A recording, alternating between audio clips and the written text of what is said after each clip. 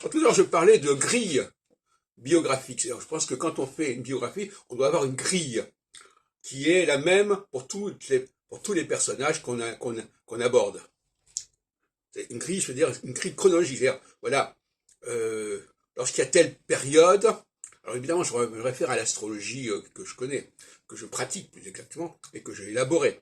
Mais à telle période, il faut s'attendre à ce que la personne vive certaines choses, et éprouve certaines choses, à d'autres périodes, qu'elle éprouve autre chose. Et le rôle, c'est simplement de voir comment elle a vécu ces choses-là, tout en sachant que ces choses-là, elles étaient là. Donc il ne s'agit pas d'inverser les choses. Il faut déterminer déjà dès le départ les déterminants, en quelque sorte, et puis ensuite on voit comment la personne a vécu ces déterminants. Mais elle ne les a pas vécus n'importe comment, et de toute façon ces déterminants, ils sont quand même là. Bon. Alors, je voudrais revenir ici à une comparaison qui va vous paraître un peu oiseuse, mais qui illustre bien ma démarche. Je voudrais me comparer avec François Mitterrand. C'est-à-dire que en 71, Mitterrand fonde, prend le contrôle du Parti socialiste, n'est-ce pas? Et en 78, il se lance dans la bataille des législatives avec l'Union de la gauche, etc. Moi, j'ai bien suivi ça, puisqu'à l'époque, j'étais dans la mouvance socialiste, et j'étais à côté de Paul Quilles, notamment, puisqu'il était responsable de la section du 13e arrondissement du Parti socialiste.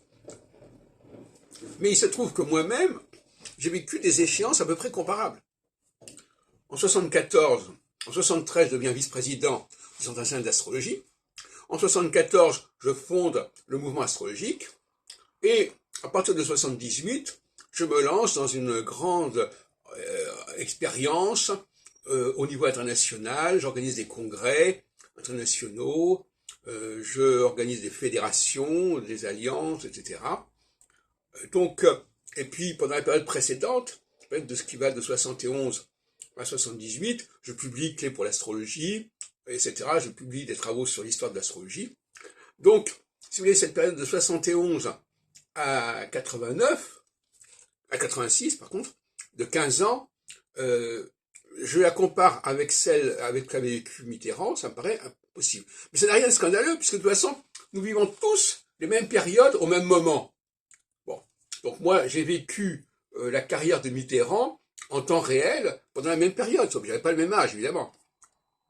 Ce qui prouve d'ailleurs, entre parenthèses, que l'âge ne compte pas, parce qu'on peut vivre les mêmes expériences à des âges complètement différents. C'est pas ça qui compte. Et on peut vivre au cours de sa vie plusieurs fois les mêmes expériences.